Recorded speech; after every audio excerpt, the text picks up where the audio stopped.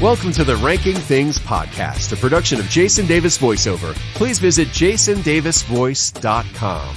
I'm Jason Davis. And I'm Sue Manzik Davis. And we're going to talk to you today about our favorite holiday movies. All right. I love this time of year. Yeah, it's great. It's real easy to lose perspective of what's important because everybody gets all crazy around the holidays, right? Yeah, you do. You get all caught up in the drama of the perfect gifts and the perfect dinner and the perfect decorations. Right. And all And there's that been jazz. movies made about that sort of thing. That's very true. And we might even talk about some of them today. The holiday films that I chose for my list, they vary a little bit. Some are a little bit sentimental. Some are a little bit funny. Some are a little bit edgy. Some are all of the above. Ooh. So, I don't know. I'm pretty proud of my list of the top 5. Ooh. How about you? I'm excited now because I would put mine as part sentimental, part funny, part edgy also. Cool. So, Ah, it is ranking things. It So, is. should we start ranking things? okay. What do you got for number 5? Okay, for number 5, I have a movie that shares its title with a war song. Movie that shares its title with a war song. I don't know. Okay, I'll give you another hint. It's a war song about peace. A war song about peace. Is it War Pigs by Black Sabbath? No. The person who wrote it said, I wrote it for a review I intended producing. Changed my mind, put it away until it was used in a picture. At this time, I had no idea would be a perennial hit or that Paramount would add to its popularity with a movie of the same name. When the song first became popular, I attributed it to the war and the fact that Christmas means peace. White Christmas? Yes. White Christmas is a war song? Yes. Irving Berlin first wrote it as a peace song. Okay. Instead of being anti-war, he was pro-peace. Okay. Yeah. I mean, I'm thinking of the lyrics in my head, and to me, it's a Christmas song. It's not Yeah. interesting. I thought that was very interesting. The movie came out in 1954. Okay. It was a musical film, which was tons of fun, of course, at the time. It starred Bing Crosby, Danny Kaye, Rosemary Clooney, and Vera Ellen. And I don't think we've ever watched it together. I have never watched White Christmas. Oh my gosh, we're Now- watching it this year, honey. Uh-oh. It's so fun. It's not too corny? Well, A little corny, maybe? it might be a little corny. All right. It might I be. can handle corny. Yeah. It was originally cast Bing Crosby and Donald O'Connor. Donald O'Connor was Gene Kelly's kind of sidekick in Singing in the Rain. Okay. But he got an injury and he had to withdraw, and they just grabbed Danny Kaye. Oh, wow. And brought him into the part. Okay.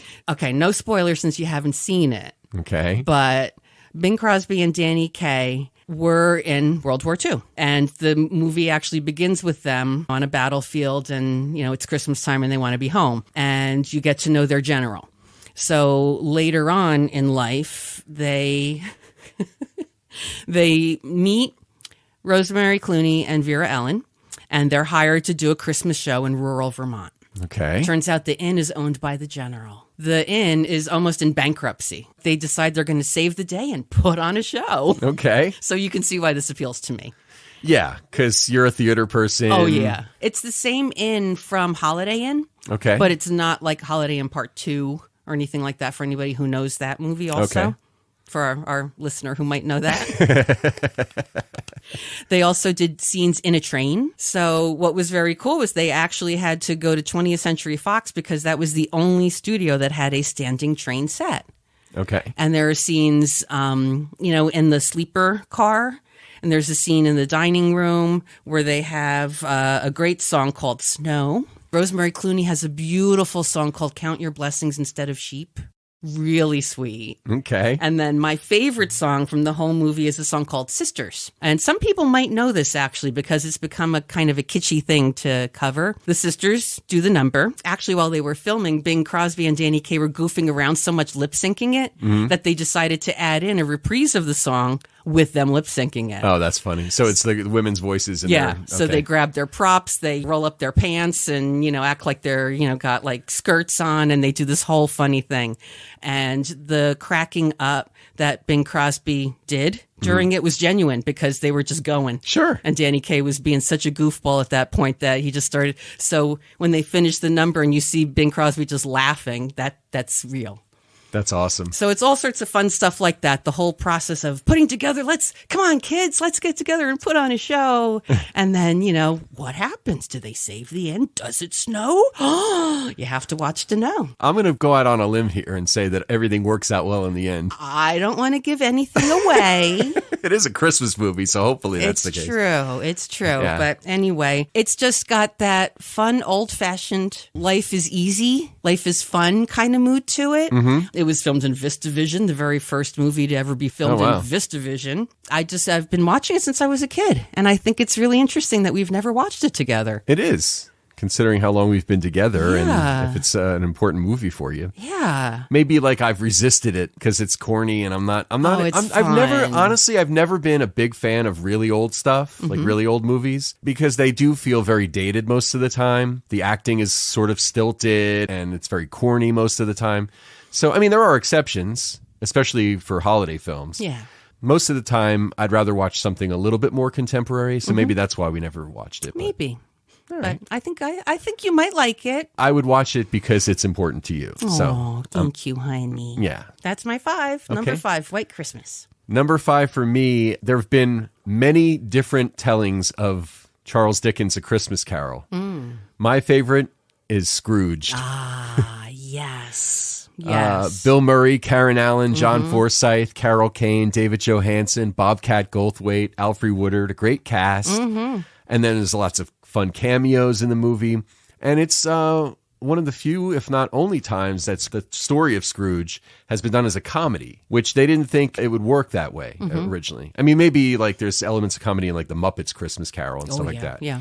But as far as like a more traditional telling of that story, Scrooge is one of the first times it was done as a comedy, and they weren't really sure how that was going to fly. But it was written by Mitch Glazer and Michael Donahue, who were Saturday Night Live writers. Oh, cool. So that's probably why it works so well. Directed by Richard Donner, who's done a ton of great films. Released November 23rd, 1988. It turns out, and I was really surprised to read this, that Bill Murray and Donner did not get along during filming. Amazing. Yeah. Murray liked to really improvise a lot and stuff, and Donner wasn't used to that. So, in fact, in an interview, he said that Murray's penchant for improvisation was kind of like standing on 42nd Street and Broadway and the lights are out and you're the traffic cop. Oh. So that's probably, wrangling Bill Murray is probably a tricky thing on a movie set. Like herding squirrels. Yeah, exactly. But it's just, to me, it's everything that you want from that story, The Three Ghosts, but it's done in such a contemporary way, and it's Bill Murray. I mean, Oh, yeah. Bill Murray alone is great. And then the supporting cast is really good as well. So it's just a lot of fun. Always a great story for Christmas time about really taking stock of what's important and doing the right thing and being a good person. Yeah, yeah. It's about one person's redemption, but everyone can relate. Yeah. Scrooge, number 5 for me. What do you got for number 4? Don't make me crazy. It's Christmas. Oh, interesting. The Ref. It's a great movie. I love it. And my favorite quotes are Christine Baranski's. Oh, yeah. With Don't Make Me Crazy, It's Christmas, and Who Do You Think You Are? Slipper socks, medium. By the way, Christine Baranski is in 3 holiday movies that off the top of my head, there might be more. The Ref. The Ref. A Grinch. The Grinch with Jim Carrey. Yeah. And Bad Moms Christmas. Yeah. Wow. Triple dose. Yeah, she's awesome. I love her. She's always good. Yeah. This was first released into theaters in March of 1994. Why would they put out a holiday movie? I don't know. It's definitely a Christmas movie. Yeah. And the setting of it was Christmas Eve, 1993. Very weird. Yeah. I can't imagine, like, in March, would you be like, hey, there's a Christmas movie out. Want to go see it? No. Yeah. I think, November through December is like your window if you really want to have success with a Christmas movie. Yeah. I mean, you said Scrooge was, I think that was Thanksgiving weekend, right? Of 1988? Like right after Thanksgiving time or something? That makes sense, but March does not make sense to me. And by the way, I remember seeing Roger Ebert talk about this movie and saying that it's a really good movie with a terrible title. And that's true. That is true. Because you have no idea what the movie's about. Now, after you see the movie, you get the title. Right. It's probably one of the more underrated films, of this genre. I agree. I mean, Dennis Leary, very funny. Terrific. Yeah. Judy Davis, no relation. Mm-hmm. Kevin Spacey, unfortunately, but great. Kevin what a Spacey performance, is, and we didn't know. Yeah, he's great in this movie, and it's a shame that all the allegations about him came out. I can't hate his early performances though, because he's I know. so talented. Like, I don't know how to feel about that. That's a real interesting point. Yeah. There's been a lot of actors who have had things come out about them that are less than favorable. Yeah. Mel Gibson comes to mind. Can we still enjoy their early work before the shit hit the fan, or because we didn't know? But like, just because now we can we say ignorance is bliss? I don't know. So I kind of had mixed feelings mentioning this, but no, I mean, you know, the movie itself I love, and he doesn't own the movie. Exactly. As good as he is, he's part of it. Yeah, I mean, he's an important part of the movie, but you don't want a whole movie to be forgotten just because one guy's an asshole. Yeah. And Glynis Johns, too. I mean, who knew the mom from Mary Poppins could be such a witch? Yeah. Yeah, she's terrible. Oh, she's just, you love to hate her. Yeah, I mean, there's so many great characters in the movie, too. Yeah. A lot of the ancillary characters are a lot of fun, too. Yeah. The delinquent son, the brother, everybody. J.K. Simmons, this was his film debut. Oh, wow. Yeah. That's interesting, because he's actually very good, too, in a small role. Yeah. The original ending of it would have had Gus turning himself in. As a lesson to Jesse. So they did that. They showed it to test audiences, and the test audiences were like, no. So they changed it based on that. Isn't it interesting how sometimes you root for the guy who's bad? Yeah, the anti-hero. Yeah. I think part of the reason that the ending in the ref, the theatrical release works, is because by the time we get to the end, even though he's a criminal and he's a crook, he's a burglar. He's not like a murderer. Right. Okay. But he does bad things, especially during the holidays. Yeah. Which is terrible. Yeah. But I think by the end, they're kind of redeemed. All the characters. Because all the characters in this movie are kind of troubled. Yeah. They're people that you go, God, I'm glad I'm not like that. They do not put the fun in dysfunctional. That's right. I mean, talk about a dysfunctional Christmas Eve dinner. I mean, yeah. And they come out and they're wearing those wreaths with the lit candles. Yeah. And you're just waiting. There's so much funny stuff in this movie. Yep. And if you've never, I mean, I would hope most people have seen The Ref by now. I hope so, yeah. But if you haven't, you got to look it up. Yeah. Because it's really a great Christmas movie that has, again, the best of both worlds. Very funny, a little cynical, but also heartwarming. Yeah, that's true. Strangely enough. Yeah. And I guess that's how these holiday movies with a little bit of an edge work. They'll get you, they'll make you laugh and make you feel a little uncomfortable maybe at times. But by the time the movie's done, you go, it's a holiday movie. Okay, let's watch that again next year. Exactly.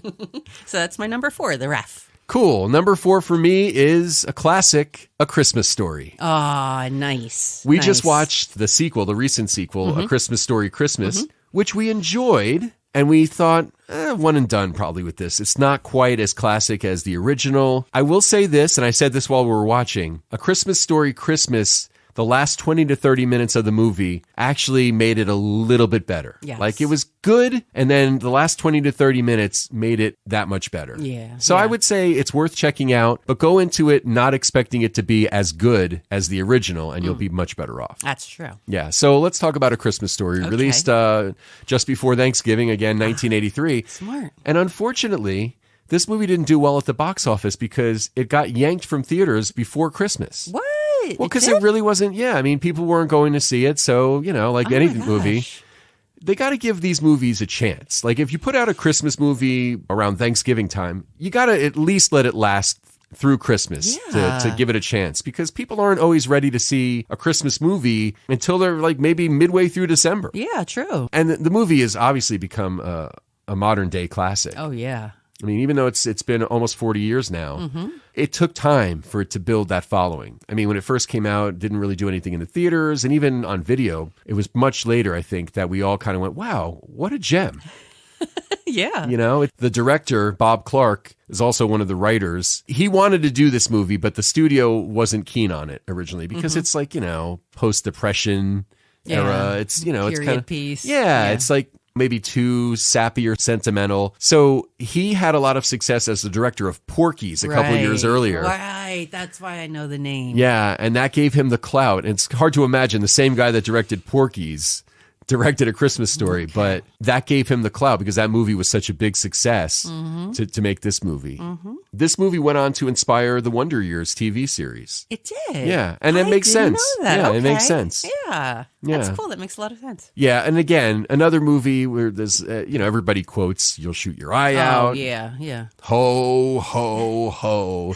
There's so many great scenes in the movie, and even though it takes place in a time period that most of us didn't grow up in, there's elements of it that I think we can all relate to. Being excited to open presents and really hoping you get that special thing. For me, it was a bike when I was a kid. Yeah. Ralphie, of course, wanted the BB gun. Right. So we've all had that experience as a kid, probably. And I think the reason it plays very well now is because it takes place in a time that was a much more simpler time. Yeah. And now everything is so much information and so, there's so much going on in the world. Yeah. That I think we like to look back on a time that was, a little simpler. Yeah, definitely. I mean, their thing as a family would be after dinner gathering around the radio to listen to a story. Yeah. Little Orphan Annie. Yeah. So now I guess families, surf the web together. Everyone goes on their phones, but they're all in the same room. So I guess. Yeah, okay. Exactly. So that's my number 4 that is Christmas a great story. Choice. Yep.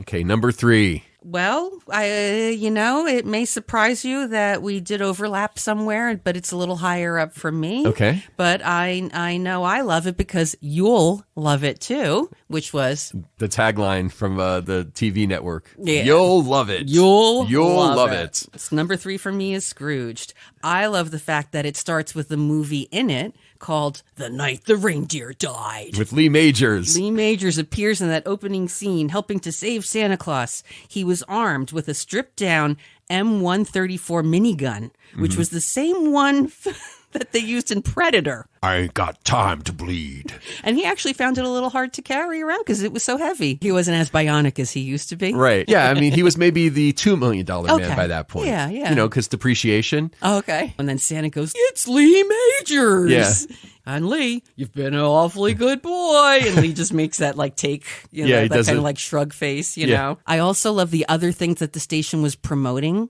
at the time. For example, Robert Goulet's Cajun Christmas. Goulet. Remember that? Yep. I also love the fact that they were doing this live broadcast of Scrooge, of, Christmas Carol. And who do they hire to play Ebenezer Scrooge but Buddy Hackett? Buddy Hackett, of course. Who better to play Tiny Tim making a great recovery but Mary Lou Retton? Exactly. And the final appearance, a moment of silence that we never saw them on screen again, the Solid Gold Dancers. That's right. That show ran for like 7 years. Right? I was amazed when I read that. Right. That it lasted that long. Yeah. To me, that makes me go, oh, it's an 80s movie, but it doesn't really read as an 80s movie to me because I think they did a lot to just kind of try to go as timeless as they could with it. Yeah, because even though they were Solid Gold Dancers and they name them as such, they look like Rockettes. Yeah. So, that's and the Rockettes are timeless. Yeah, that's true. One of my favorites. Totally agree that it should be in the top 5. Good choice. So that's Thank you. number 3. That's my number 3. Number 3 for me is Why Him? Oh. So released just before Christmas, December 23rd, 2016. Directed by John Hamburg, who was also James Franco's professor at New York University. Oh, wow. Which is kind of interesting. That. Yeah. So Franco stars in the movie. Bryan Cranston, Zoe Deutsch, Megan Mullally, Keegan-Michael Key, who is always good. In fact, he has very quickly become one of my favorite actors. Oh, yeah. Because I've never seen him in anything, comedy, dramatic, whatever, where he just doesn't slay. Yeah. He's amazingly talented. Excellent. And Cedric the Entertainer is also very good in this as one of the workers.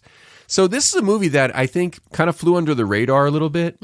I don't know if it's because maybe people aren't into a holiday film being a little edgier as much as we are. I love this movie. Yeah, and well, it's got I look forward some, to, edgy's putting it mildly in some scenes. Well, yeah, I mean, there's some real stuff that if you're easily offended, you're not going to like it. Yeah, like when you go shopping for a Christmas tree. I don't know. I like it. I like it, but it doesn't get me hard. Oh, I wasn't aware you needed an erection to buy a Christmas tree. or whatever he when says. You said it, that was the first thing I thought of. Yeah. Oh, there's, right in the beginning when he's on camera with his ass hanging out and stuff. Oh my gosh. Yeah, there's a lot of really funny stuff in the movie. But just again, there's a lot of stuff that can offend you, but at the same time, it's heartwarming because he's a sweetheart of a guy. Yeah, yeah. He's actually not an anti-hero. He's just rough around the edges. Yeah, yeah. But he's honest, and he's loving, and he's generous. Yeah, he's committed. And he's very funny as a character. He wants to be in the family so bad he gets the tattoo. Yep. Oh, and Megan Mullally. Yeah. Gina Paul. Yeah. And that's the thing, it's a Christmas movie with Kiss. I mean, come on. Gene and Paul with a very funny cameo. Yeah. And I don't just like it because Gene and Paul are in it. No, but that was a totally bonus. Added bonus that we were both like, what? It's kind of like, Kiss in role models. Yeah, yeah. Anytime Kiss is in a movie, whether it's just their song or they actually make an appearance, that's going to raise the value for me. But the movie would be funny without them, too. It's a fun movie without them. But to hear them singing the first Noel. Oh, yeah. With the triangle. The triangle and a ukulele or something. And I like when Paul Stanley goes, I'm having a great time, but are you having a buffet here? What an excellent choice. Yeah, Megan Mullally said that they were actually given free reign to improvise. Oh, so they shot 240 hours of film. Oh, wow. And they edited that down to just under 2 hours. Wow. I mean, I don't know if we ever watched some of the deleted stuff or bloopers or whatever, but I'm sure there's a ton of really funny stuff that didn't make it into the movie because the cast is just, filled with people that are great at that. Yep. And the headboard, I read that the headboard in the room that they stay in, that Megan Mullally. Oh, and I always comment on it, how cool it is. Nick Offerman made that. Oh. Megan Mullally's real life husband. Right. He's a woodworker. Yeah, he's a maker. Beautiful. Every time we see that scene, I'm like, I love that headboard. I know. Wow, what a great choice. I'm glad that made it on your top 5. Cool. What do you got for number 2? For number 2, I have a movie that was released on the day before Thanksgiving of 2008. 2008. It received generally negative reviews. This is your number 2? This is my number 2. Okay. Starring Vince Vaughn, Reese Witherspoon, Robert Duvall, Mary Steenburgen, Sissy Spacek, John Voight. We're talking 4 Christmases. Also my number 2. You're kidding! Good job. Awesome. That was a podcast high five just now. Wow, that's never happened. Yeah. I mean... Another one I look forward to every year. And I could watch it twice. I could too, actually. During the holiday season. It's very funny. Making it 8 Christmases, I guess. This is a perfect example of one that covers all the bases. It's a little edgy at times, very funny, great cast, heartwarming. Yes. And still funny. Yes. Even in the heartwarming moments. Yep. Yeah, because there's stuff that could be, that could have made that super sappy and very predictable. Right. But they do that, and then they get you with the laugh. Yeah, exactly. Which I always enjoy. Yep. Boy, we can just jump right in and share notes, I guess, with our number 2 then. Yeah. So Seth Gordon directed it. Yes. Who directed another one of our favorite movies, Horrible Bosses. Oh, I didn't know that. Okay. Yeah. Seth Gordon himself was inspired of memories of his own Christmas. Yeah. Where the mood was tense. Where his sister would always be after him and where no one would want to go get his grandmother for dinner. No one. You get her. No, I'm not getting it. You get her. I think we've all probably had somebody in our life at one time that was always, you love them because they're your family member and they're important to you, but they always had something to complain about or always made the holidays that much more stressful or whatever. And chances are they couldn't drive themselves, so you had to endure the time in the car with them. So, it's interesting. The 2 main characters, played by Vince Vaughn and Reese Witherspoon, I think the actors have really good chemistry together. Yeah. They didn't get along. I heard that. I was shocked. Which is very shocking because then they're both great actors because they're very convincing as a couple in the movie. So good for them. Yeah, exactly. So Vince Vaughn and Jon Favreau, who's in this also, and executive producer Peter Billingsley are all good friends in real life. Okay, yeah. They've done a lot of stuff together. Yeah, they've collaborated on other things, such as one of our other favorite movies, Couples Retreat. Couples Retreat, yeah. It's funny how we like a lot of these movies that either didn't do well with critics or didn't do much box office because, I don't know if people just slept on them or whatever. I don't know. Couples Retreat's a great one because the scenery.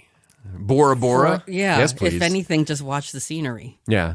Four Christmases, is not so much that, but like the journey of these characters.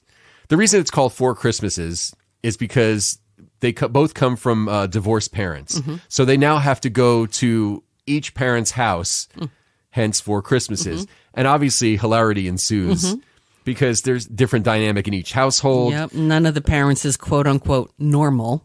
Yeah, exactly. Vince Vaughn's brother is played by Jon Favreau and country singer Tim McGraw. Oh my gosh. They're both like cage fighters. And they beat the crap out of them. It's just crazy. And the house is falling apart. The house is falling apart. Did you know something cool about the house? They built it from scratch. Yeah. In the Shadow Hills area of Southern California with a reinforced roof. Yeah. So that could handle the weight of the cast and the camera crew. And then the cast was actually surprised. They went downstairs and looked inside. It was completely empty. Yeah. Nothing inside the house. Yeah. That's funny. Really cool. But that's a great bit with the whole, putting the satellite dish. The satellite, and then when the cable goes awry and you see it like snapping through all the parts of the house and destroying so funny. Things. And let's talk about Katie Mixon too. Oh my gosh. Because she's like another one of those people that's very underrated. You don't hear about her a lot. I mean, right. I can't remember if this is the first time we saw her or if it was Eastbound and Down with Danny McBride. Yeah, I the forget which HBO came show. First. Yeah. But she's great. Mm-hmm. And then, of course, American Housewife. Right. Which we ended up checking out like before it ended because they replaced one of the kids in the show and it was weird. Yeah, that was odd. Yeah. But she's always good. Yeah. And she's really funny. Oh, she's so funny in this. I mean, she's got this baby who Reese Witherspoon says, how old is your baby? And she's like 9 months old. Yeah. And meanwhile, she's pregnant again and her belly is so far out, you think she's going to give birth any day. Right. So it was like as soon as she popped one kid out, boom, pregnant again. And then when she and Jon Favreau end up kissing at the table. When they're playing Taboo. Yeah. And then he puts his hand on her belly and she's like, oh. It's really a funny movie. Yeah. I mean, and I don't know, unless we have a real warped sense of humor, maybe. If you're easily offended, again, you might not appreciate it. But maybe. I mean, when the quote I wrote down, for this was, boys, I don't want to speak ill of your mother on Christmas, but she's nothing but a common street whore. And I guess if stuff like that offends you, you might not like it so much. Grandma's boyfriend, plays with me. Well, he's a first-class ass sniffer. You can tell him I said that. Yeah. Robert Duvall is very funny in this movie. He's so good in it. He's awesome. And then I also love the fact that, they go back and forth. They start at Robert Duvall's house. Then they go to Mary Steenburgen's house, where we're just going to talk about generosity and the spirit of Christmas. And the little girl's like, wait, you mean we're not giving presents? But it turns out the mom is now dating this preacher. Played Dwight by Yoakam. Dwight Yoakam, of all people. Right. And, two country singers in this movie, Oh, Dwight that's Yoakam right. and Tim McGraw. Yeah. And Kristen Chenoweth, who's also a singer. Right. There's also like a whole bunch of Oscar winners in the cast. It's crazy. Yeah. So they go from, the whole Mary Steenburgen experience of, the spiritual Christmas and the preacher and then that whole Hallelujah church. And we have to become the living nativity scene. And then they go to Sissy Spacek's house. And every time we see the house, I'm like, oh, I love that house because it's like so zen and there's like stained glass and Buddhas. We'll call it new agey. Yep. And I'm like, oh, well, maybe this is going to be like the quote unquote normal, like we're going to get a little break here, and then you realize, Sissy Spacek says to the grandkids, oh, don't take those brownies. Those are grandma's special brownies. And you're like, oh, okay. All right. Okay. Yeah. But then you realize that his best friend is now in a relationship with his mother. Yeah, which is all kinds of awkward, obviously. It's so creepy and so funny and, Because he acts like an older man. Right. Like he says, let me get your gas for you. Yeah. Hey, buddy. Hey, buddy. Look, I don't want to be your father. I just want to be your friend. We were friends. We were best friends. We smelled each other's fingers. All this stuff.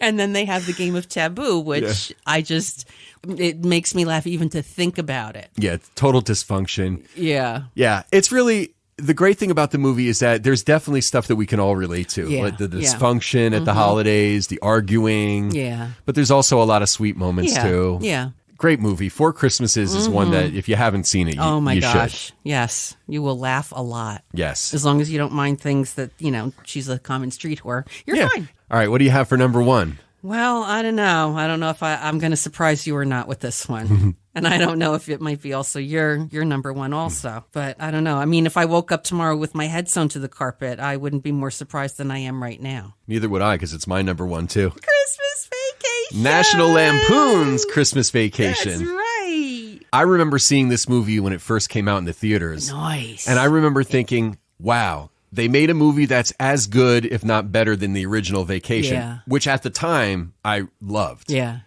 And that's why this movie stands the test of time. I mean, this movie is, over 30 years old. It's amazing. Yeah. But it's perfect. It is. It's based on a short story called Christmas 59. And that was written by John Hughes for National Lampoon in December of 1980. Did you notice that when Clark sees the movie reel in the attic, in the attic, it's labeled Christmas 59? It's a nod to the I original. Never knew that. Yeah, it's very cool. Yeah. Can we just stop for a minute and talk about how amazing John Hughes is? John Hughes, not only has he made some of the best non-Christmas movies of all time, Breakfast Club, 16 Candles, Ferris Bueller's Day Off, Pretty in Pink, Weird Science, Planes, Trains, and Automobiles. He's also made been involved in a couple of classic Christmas movies. This one, of course, as the writer, but also Home Alone, which has stood the test of time. Yeah. People talk about Francis Ford Coppola and Stanley Kubrick and all these filmmakers. I think John Hughes, to me, is just as important as people like that. Obviously, his movies were lighter and they were mostly comedies and stuff, but they were the movies we grew up with that I think really had an impact on us. And this is no exception. National Lampoon's Christmas Vacation is great. It is. It's awesome. It's really awesome. Chris Columbus was supposed to direct it. He ended up directing Home Alone. Right. Apparently, he couldn't work with Chevy Chase.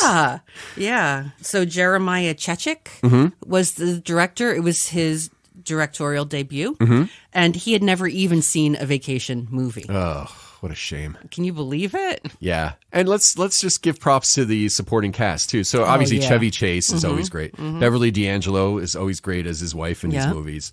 And then every time they make a Vacation movie, there's different actors playing the kids for whatever reason. So Juliette Lewis and Johnny Galecki got the nod this time. And Randy Quaid, he's very funny in this. And the way they introduce him, you quoted it before, the way they introduce the character. Clark?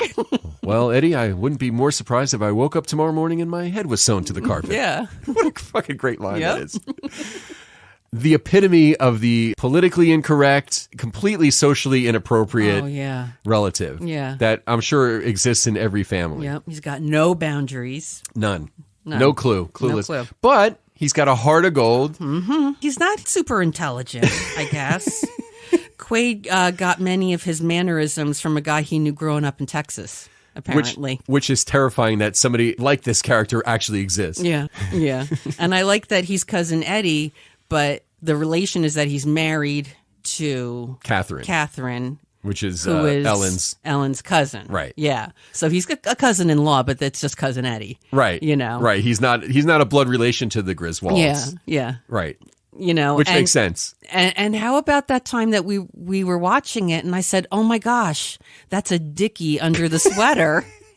That's the great thing about these movies. We watch these movies every year. We enjoy them every year for what they are. But every year we discover a little thing that we've missed for the last, 30 years or whatever. Yeah. And I don't know if it's the high def TVs that seeing it 20 years ago, we didn't notice. I think a lot of those jokes or a lot of those things are put in there and they're really meant to be discovered later on in repeated viewings because there's so much going on that's funny in these movies, especially this one. Yeah.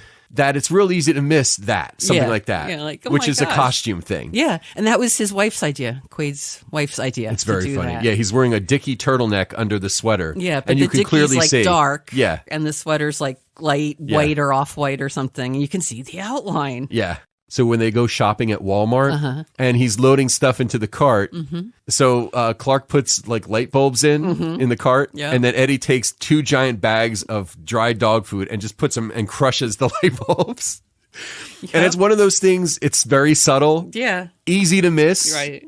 If you're not paying attention or if you're just listening, paying attention to the interaction between the characters. Yeah. And that's probably what happened to me. And one year I finally went, holy shit, he just crushed those light bulbs with that dog food.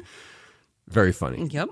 How about Aunt Bethany? The voice of Betty Boop. That's right. This was her final movie. Yeah. Yeah, she's a great character. Oh my gosh. And Uncle Lewis, the toupee. Yeah. I mean, it's beautiful. And just the way the parents interact. With their entrance with the doorbell. Yeah. And how the doorbell gets more and more ominous Yeah. every time it's pressed. Yeah, they slow it down. Yeah.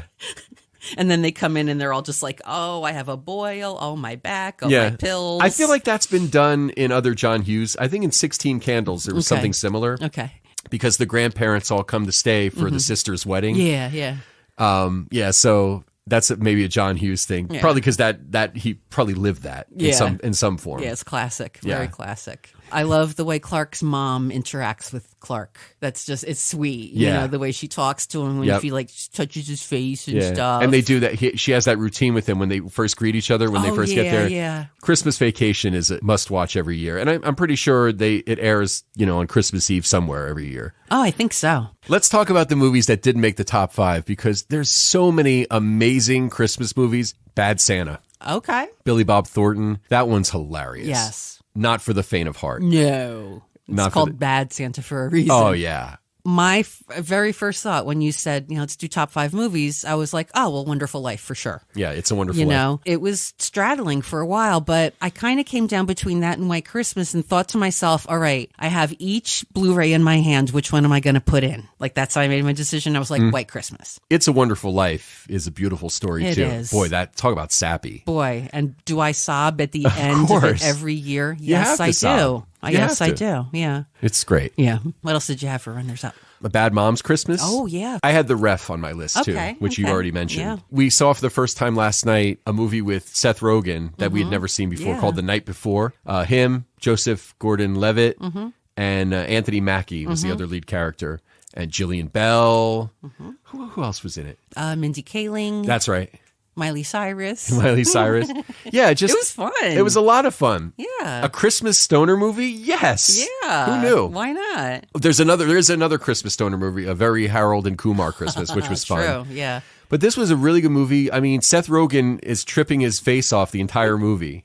Yep. So that was interesting. Yeah. But it was a good story, too. And, again, edgy, funny, Right. but it's heartwarming, too. Right.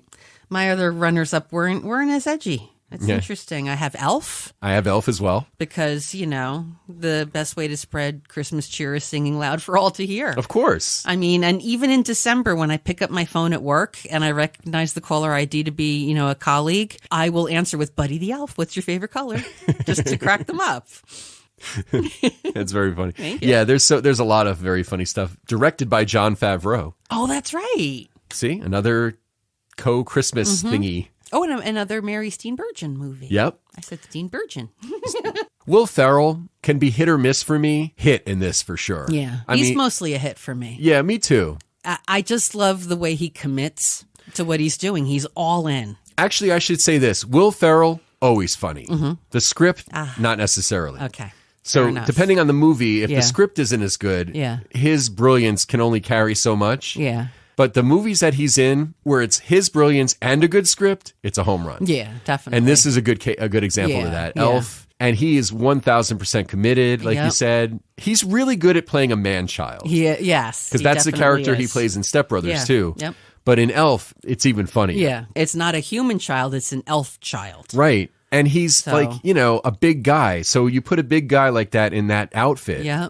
And it's very Yep. funny. And put him on a tiny desk and hilarity ensues. Yeah, and put him in New York City. Yeah. Which actually, he kind of fits in New York City. That's true. But it's funny, Yeah. like when they show the B-roll on the Oh, traffic yeah. walk, the traffic crossing. Finding the gum on the railing. Yeah. Yeah. Didn't Santa tell him not to do that?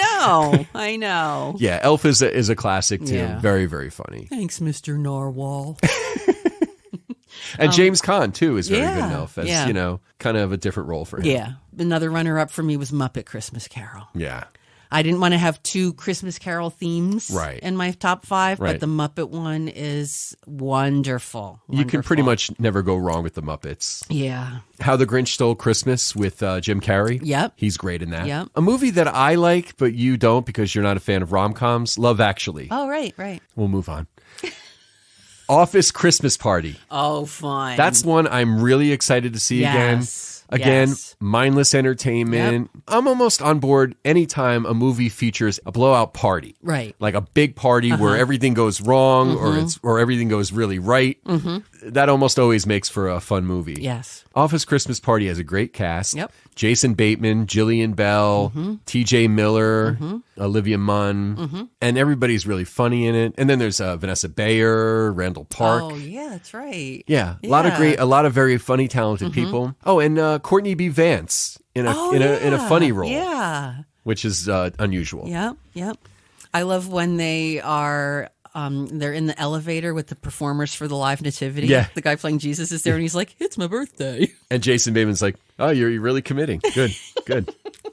Yeah. Polar Express. Oh, yeah. Yep. Deck the Halls, which is Danny DeVito and Matthew Broderick. Very fun. Christmas with the Cranks. Oh, yeah. Very fun. All right. So movies where Christmas is featured prominently, but not necessarily a Christmas movie. Okay. That we watch most of the time during the holiday season because they're great movies. Okay. All right. Die Hard. Yes, it is a Christmas movie. See, Die Hard, I think, could be a Christmas movie because, I mean, there's a lot of Christmas references in the movie. Well, it takes place at a office Christmas party. The original Office Christmas party, except with terrorists or thieves with guns. Yeah. Originally, the movie was released in the summer. Right. Which, again, is very odd for a movie that centers on Christmas as a theme, a holiday party at the office. And then there's all the references, ho, ho, ho, now I have a machine gun. Right. There's the Christmas songs in the movie. Yeah. See, to me, that is a Christmas movie. And I take a poll, just so you know, of my students every semester and ask, and they always vote yes. Yeah. I think you can consider Die Hard more of a Christmas movie than some of the other ones that I have on my list. Okay, so what else do you have? Better Off Dead. Oh, yeah. Yeah, there's a lot of Christmas stuff in that. Down and Out in Beverly Hills. Okay. There's a lot of Christmas mentioned in that. Trading Places. Oh, right. That goes right from Thanksgiving through to Christmas. Exactly. Gremlins. Oh, yes. Serendipity with John Cusack and Kate Beckinsale. Okay. Takes place in New York around the holidays, a lot of it. Okay. When Harry Met Sally. Yep. Now, that story obviously takes place outside of Christmas, but there's a lot of Christmas in the movie and New Year's, too. Yeah. The big, climax of the movie. Lethal Weapon. Okay. There's another one directed by Richard Donner, by the way. Oh, how funny. That's all I have. Cool. It's just so nice. Like, you make some popcorn, you get a blanket for the couch, and you watch a holiday movie. It's just such a nice thing to do in, like, the cozy, dark time of year that this is. Yeah. There's probably people who go, well, how can you watch the same things over and over every year? Well, we eat the same foods every year. That's true. We give gifts every year. We do, we have a lot of traditions that we honor every year. Yeah. Putting up lights, putting up the tree. Yeah. So why not enjoy movies? And look, these movies are great. And certainly this time of year, they have a little more impact. Yeah. So I think that why not enjoy the movies when you can? I think so. And I think it's a great way to kind of, let go of the stress of your day. Exactly. Oh, I'm getting really excited to watch some of Me these too. now. And hopefully if you're listening, you're feeling the same thing. Yeah. So happy holidays to everybody. Yeah, and be safe and have a great new year as well. And may the new year bring lots of prosperity, good health, and happiness. Thank you so much for doing this episode with me. Thank you for having me. So thanks for joining us and happy holidays. You can email us rankingpodcast@yahoo.com or tweet @JasonDavisVoice. The Ranking Things podcast is a production of Jason Davis VoiceOver. Please visit jasondavisvoice.com if you need a voice for a commercial, internet and corporate video, e-learning, phone message, and more. Thanks so much for listening to the Ranking Things podcast.